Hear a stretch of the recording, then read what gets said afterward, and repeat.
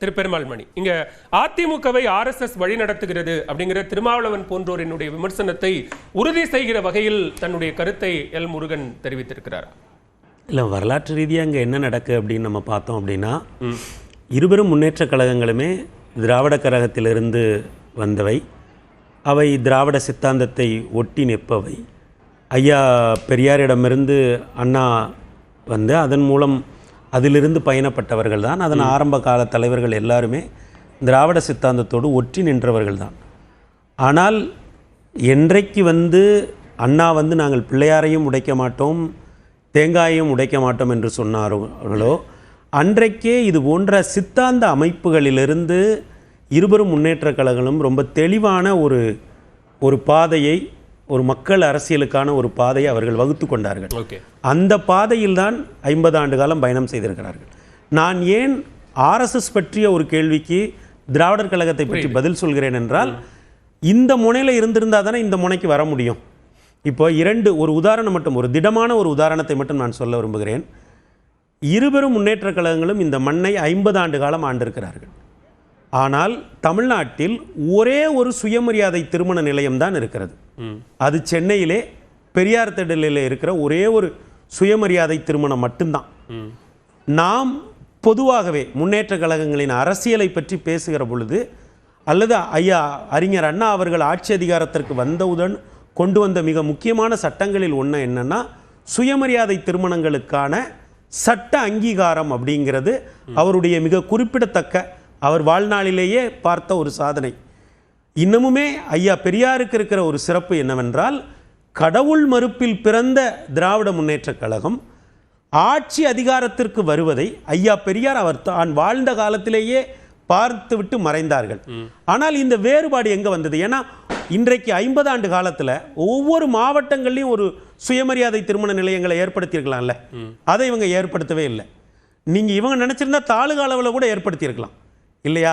அப்போது இந்த முன்னேற்ற கழகங்களுக்கு சித்தாந்த களம் குறித்து ஒரு புரிதல் இருக்கிறது. அந்த புரிதல் சுயமரியாதை திருமணம் நடத்துறதுக்கான இடத்தை ஏற்படுத்தலைன்னா சுயமரியாதை திருமணங்களே நடைபெறல அப்படிங்கிற ஒரு கருத்துருவாக்கம் வந்துடும் இல்ல? சுயமரியாதை திருமணங்கள் தொடர்ந்து நடந்துகிட்டு தானே இருக்கு. அதாவது பதிவு செய்கிற திருமணங்களை வந்து சுயமரியாதை திருமணங்களா நீங்க வந்து எடுத்துக்க கூடாது. இப்ப பெரியார் திடல்ல என்ன மாதிரியான சுயமரியாதை திருமணங்கள் நடக்கிறது, அது மாவட்டங்கள்ல எங்கெங்க நடக்கிறது. பிறகு இன்றைக்கு நாம் ஆவண கொலைகளை ஆணவ கொலைகளை எல்லாம் பற்றி பேசுகிற ஒரு காலகட்டத்தில் சுயமரியாதை திருமணங்களுக்கு ஒரு திடமான இடத்தை, ஒருவேளை அந்த சித்தாந்தத்தை அவர்கள் ஒட்டி நின்றிருப்பார்களே, ஆனால் சாதி மறுப்பு என்பது திராவிட இயக்கங்களின் மிக முக்கியமான ஒரு கொள்கையாக பார்க்கப்படுகிற ஒரு நேரத்தில் ஒரு திடமான ஒரு அமைப்பு. ஏனென்றால் ஒரு 20லிருந்து ஒரு 30 வயதுக்குள்ள ஒரு காதலர்கள் மனம் புரிய வேண்டும் என்று நினைக்கிற பொழுது அவர்கள் அல்லாடுவதை பார்க்கிறோம். இன்றைக்கு இருக்கக்கூடிய அமைப்பு என்பது என்னவென்றால் பதிவுத்துறை அலுவலகங்கள் மட்டும்தான் இருக்கு. ஆனால் அதை தாண்டி நீங்க இன்றைக்கு எவ்வளவு பெரிய திருமண மண்டபங்கள் உருவாக்கப்பட்டிருக்கின்றன. அதாவது முறைப்படியான திருமணங்கள் நடைபெறுவதற்கு எவ்வளவு பெரிய இடங்கள் எல்லாம் இருக்கின்றன பாருங்க. சுயமரியாதை திருமணங்களுக்கான இடங்கள் என்னவாக இருக்கின்றன பாருங்க. நீங்க சொன்னதன் அடிப்படையிலேயே 50 ஆண்டு காலம் இருவரும் திராவிட கட்சிகள் ஆண்டிருக்குன்னு சொன்னீங்க. அதுல 31 ஆண்டு காலம் ஆட்சி செய்த அதிமுக சுயமரியாதை திருமணங்கள் நடத்துவதற்கான நிலையங்களை ஏற்படுத்தல அப்படிங்கிற பொருளும் அதில் இருக்கு. இல்லை, நீங்க அதை எப்படி வேணாலும் எடுத்துக்கலாம். ஏனென்றால் இந்த சித்தாந்த களத்தில் திமுக வேகமாக இருந்ததா அல்லது அஇஅதிமுக வேகமாக இருந்ததா, இந்த சித்தாந்தம் போன்ற விஷயங்களை யார் உயர்த்தி பிடித்திருக்கிறார்கள்? இப்ப அனைத்து சாதியினம் அர்ச்சரகலாம்னு ஒரு சட்டம் இருக்கிறது. அதன் அடிப்படையில் கொண்டு வரும். அதனுடைய விதிமுறைகளை எல்லாம் வகுத்தது இதற்கு முன்னால் இருந்த அனைத்து இந்திய அண்ணா திராவிட முன்னேற்ற கழக அரசு தான். ஆனால் அதற்கு ஒரு நீங்க சொல்ற அடிப்படையிலே வர அந்த சித்தாந்த களத்தில் அதிமுக கொஞ்சம் வேகம் குறைவாக இருந்திருக்கிறது அப்படிங்கிற வாதம் இருந்தா அப்ப திருமாவளவன் சொல்வது உண்மைங்கிற மாதிரி ஆயிடும். அதாவது கருத்தாக்க தளத்தில் திராவிட முன்னேற்ற கழகம் ஒரு வேகத்தை காட்டுவார்கள். உங்க கேள்வி ரொம்ப நுட்பமான ஒரு கேள்வி. கருத்தாக்க தளத்தில் திராவிட முன்னேற்ற கழகம் ஒரு வேகத்தை காட்டுவார்கள். ஆனால் அது செயல் வடிவம் பெற்று வருகிற பொழுது ஒரு நிர்வாகமா, ஒரு ஃபைலா மாறணும்ல. இப்போ கருத்தாக்கமா நம்ம ஒன்றை பேசிடலாம். இப்போ அந்த அனைத்து சாதியினரும் அர்ச்சகரான சட்டமே எப்படி வந்ததுன்னா, ஐயா பெரியார் ஒரு போராட்டத்தை அறிவித்து விட்டார். அப்போது ஐயா கலைஞர் அவர்கள் முதலமைச்சராக இருந்தார். அப்போ அவர் என்ன சொன்னார்? ஐயா நீங்க இந்த போராட்டத்தை வாபஸ் வாங்குங்க, நான் இதை ஒரு சட்டமா கொண்டு வரேன். ஏனென்றால் ஒரு சித்தாந்தத்தை சட்டமாக மாற்றுவது என்பது ஒரு நிர்வாக நடைமுறை. இப்ப இந்த நிர்வாக நடைமுறையில் திராவிட இயக்கங்களின் வழிவந்த அனைத்து இந்திய அண்ணா திராவிட முன்னேற்ற கழகங்களும் திராவிட முன்னேற்ற கழகத்துக்கும் என்ன ஒரு வேறுபாடுனா, திராவிட முன்னேற்ற கழகம் சித்தாந்த தளத்தில் வேகமாக இருப்பார்கள். ஆனால் நிர்வாகம் என்று வருகிற பொழுது அதை தான் நான் சொல்றேன்.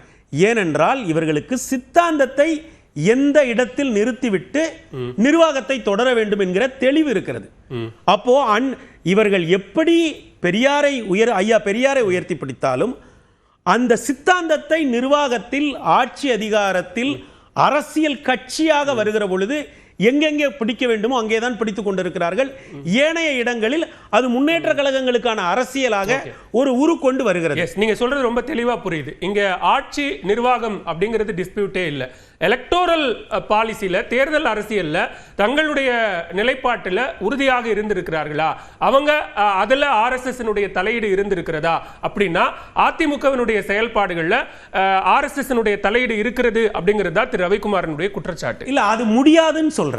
ஏனென்றால் இந்த தெளிவு, இப்ப நீங்க ஒரு தெளிவில்லாத ஒரு அரசியல் இயக்கம் இருக்குன்னு வைங்களேன், அப்போ நீங்க இன்றைக்கு ஒரு சித்தாந்தம் புதிதாக வலிமை பெற்று வருகிற பொழுதோ அல்லது கால சூழ்நிலையின் காரணமாகவோ ஒரு சித்தாந்தம் அதை அபகரிக்க வாய்ப்பு இருக்கிறது, அல்லது டாமினேட் பண்ண வாய்ப்பு இருக்கிறது, அல்லது இன்ஃப்ளூயன்ஸ் பண்ண வாய்ப்பு இருக்கிறது.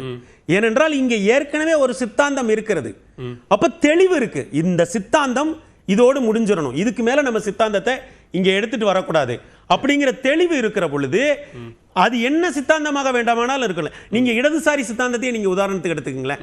அவங்களோட இவங்க எவ்வளவோ கூட்டணியில இருந்திருக்காங்க. இடதுசாரி தோழர்களுக்கு உரிய இடத்தை கொடுத்திருக்கிறார்கள். இன்றைக்கு வரைக்கும் டெல்லியில் இருக்கக்கூடிய எம்பிக்களில் குறிப்பிடத்தக்க எம்பிக்களை தமிழகம் தான் அனுப்பி தந்திருக்கிறது. தேசிய மாநாடுகளுக்கு கூட இடம் தருகிறார்கள். ஆனால் அந்த சித்தாந்தத்தை எந்த இடத்தில் நிறுத்த வேண்டும் என்கிற தெளிவு இருக்கிறது. ஆக ஒரு சித்தாந்தமாக, ஒரு சித்தாந்த அமைப்பாக அஇஅதிமுக போன்ற ஒரு பேர் இயக்கத்தை டாமினேட் பண்ணுவது அல்லது இன்ஃப்ளூயன்ஸ் பண்ணுவது என்பது இயலாத காரியம் நான் சொல்றேன். ஏனென்றால் அதன் இரண்டாம் கட்ட தலைவர்களுக்கு ஒரு அரசியல் இருக்கிறது. அவர்கள் சகல மதத்தினரையும் அரவணைத்து செல்வது, இந்த மண்ணில் ஒரு அரசியலை அவர்கள் முன்னெடுத்துக் கொண்டே இருக்கிறார்கள். மதங்களுக்கு அப்பாற்பட்டு, சாதிகளுக்கு அப்பாற்பட்டு ஒரு சமூக நீதி அரசியலை முன்னெடுப்பது என்பது இங்கே இருக்கிற பொழுது எந்த ஒரு தீவிரமான சித்தாந்தமும், அது கடவுள் மறுப்பு சித்தாந்தமாக இருந்தாலும் சரி, கடவுளின் பெயரால் வரக்கூடிய சித்தாந்தமாக இருந்தாலும் சரி, ஒரு அளவிற்கு மேல் இருவரும் முன்னேற்ற கழகங்களையும் டாமினேட் பண்ண முடியாது.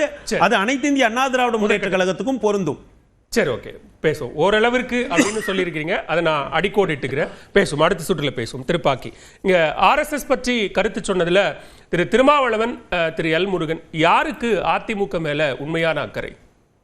உங்க கேள்விக்கு நான் என்னுடைய ரிமார்க்ஸ்லேயே நடுவில் வந்துடும் பதில். RSS இயக்கம் ஒரு டெடிகேட்டட் அமைப்பு.